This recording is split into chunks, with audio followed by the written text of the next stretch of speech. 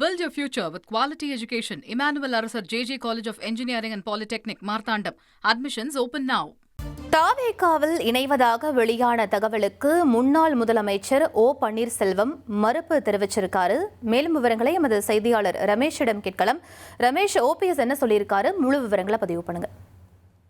MLA பதவியை ராஜினாமா பண்ணிட்டு தாவைக்காவில் ஓபிஎஸ் இணைய போவதாக ஒரு தகவல் பரவிய நிலையில இந்த செய்திக்கு ஓபிஎஸ் மறுப்பு தெரிவிச்சிருக்காரு. இது உண்மை இல்லை அப்படிங்கிற ஒரு தகவலையும் சொல்லியிருக்காரு. குறிப்பா முன்னாள் முதலமைச்சர் ஓ பன்னீர்செல்வம் சட்டமன்ற தேர்தலுக்கு சில மாதங்களுக்கு முன்னாடி திமுகவில் இணைஞ்சிருந்தாரு.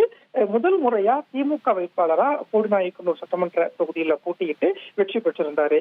இப்போ ஓபிஎஸ் திமுக எம்எல்ஏவாக இருக்கிறார்.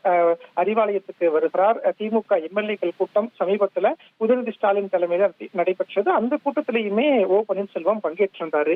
இந்த நிலையில தான் எம்எல்ஏ பதவியை ஓபிஎஸ் ராஜினாமா பண்ணிட்டு விரைவில் தாவைக்கால இணைய போகிறார் அப்படிங்கிற ஒரு தகவல் சமூக வலைதளத்துல பரவிய நிலையில இந்த செய்தி உண்மை இல்ல, திமுக எம்எல்ஏவாக தான் நான் தொடருவேன் அப்படிங்கிற ஒரு தகவலை ஓபிஎஸ் இப்ப தெரிவிச்சிருக்கிறாரு.